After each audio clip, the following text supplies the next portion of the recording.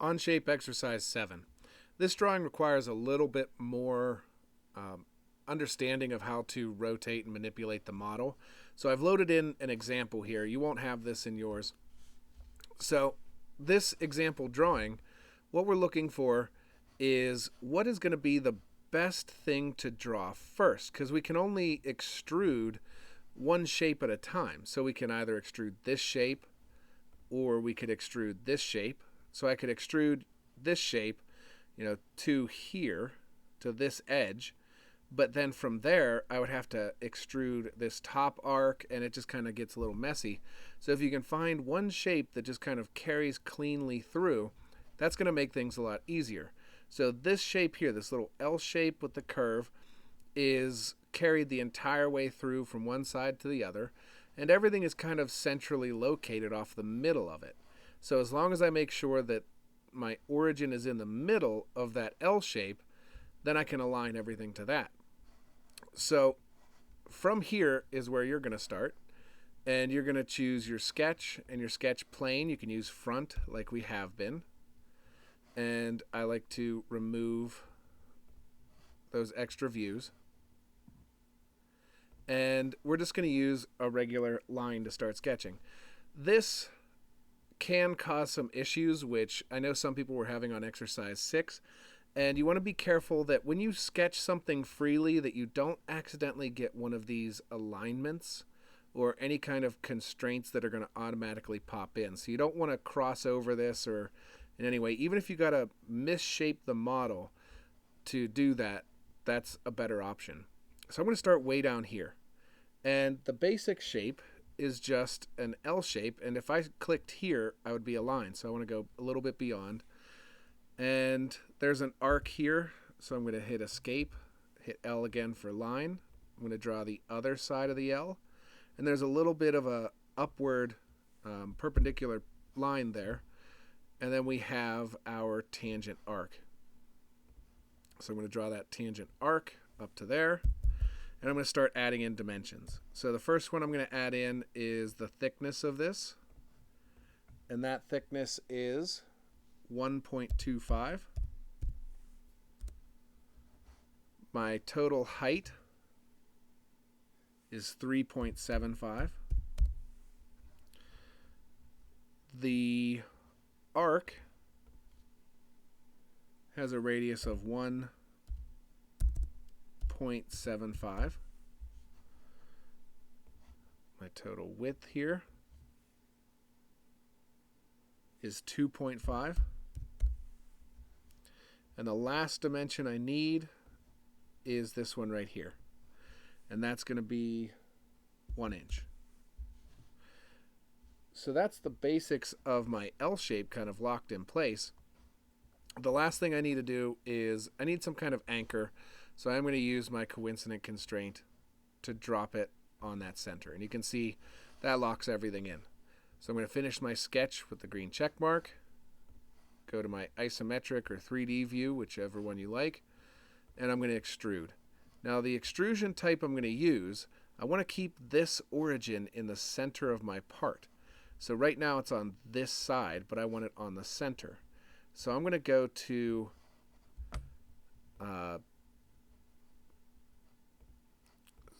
we're going to go to symmetric. We're going to choose symmetric, and that's going to extrude on both sides. And in OnShape, the depth is the total distance, and our total distance is 4.25. Green check mark, and that gets most of our model drawn. We just have to add that arc and hole, and then that stick thing across the bottom. And I'm going to show you a little trick where you can create one sketch. If they all share a plane that you can extrude from, or a sketch that you can extrude from, so they all start from this surface right here and then go this direction. So I can draw all of those features right here and then extrude from the same sketch. So I'll show you how to do that. So I've selected sketch. I'm going to select this surface. I'm going to use N for normalize, and I'm going to draw in the features that I need. So I need that little stick on the bottom, and I need an arc. And you can draw a circle, you can draw center point arc. The choice is yours. And it has a radius of 1 inch. And there's also a little hole in the center of it. And that has a diameter of 0.75. I need to dimension in the little stick thing at the bottom. So I'm going to use D for dimension. The distance from the side is 1.5, and it's the same from the other side. Now, normally when we're doing a single sketch, we would use a lot of constraints. However, I can't constrain this line because it's one solid line. I would have to draw in extra features. So rather than drawing in another feature on both sides and using a constraint, this is when just throwing in a dimension is easier, because I don't have to draw in extra features. I just use one tool, 2 clicks, and I'm done. So it's just a little bit faster than trying to force in all those constraints. They're not always the best tool, but they are a great tool. So my total height for this is 0.625.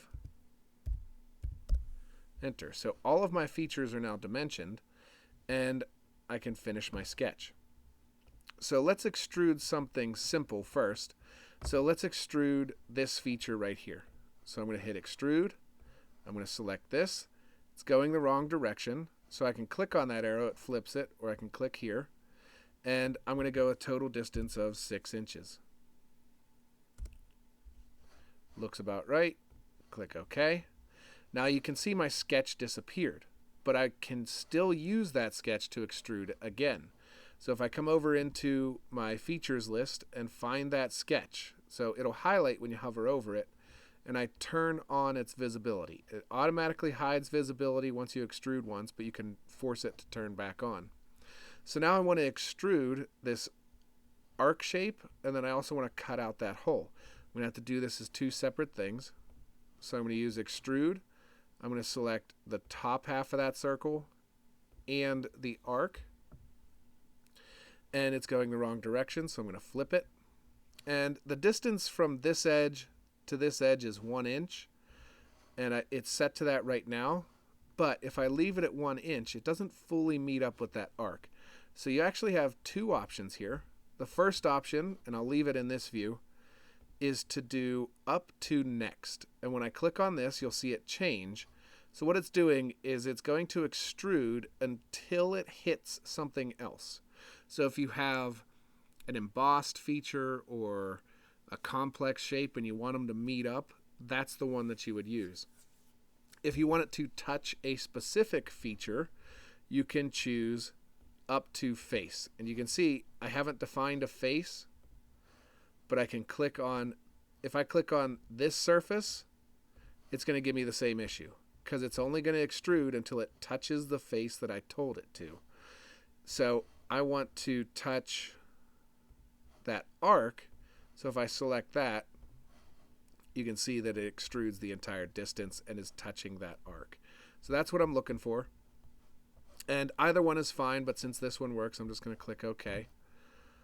And the last feature that I have to extrude, that sketch is still active because I forced it to be visible. So I'm going to choose extrude. And because there's a line in between there, I want to make sure I select both halves. I'm going to switch this to remove. And the total depth of this hole is 1 inch. So it's already in there, but 1 inch. And OK. So just by drawing one sketch, I was able to do multiple extrusions at multiple lengths, which is kind of a nice feature. You're not always going to get that, but it's nice to know that you can. And we have one last thing to add. So we've used fillet before. I'm not quite sure if we've used chamfer, but we're going to use it this time.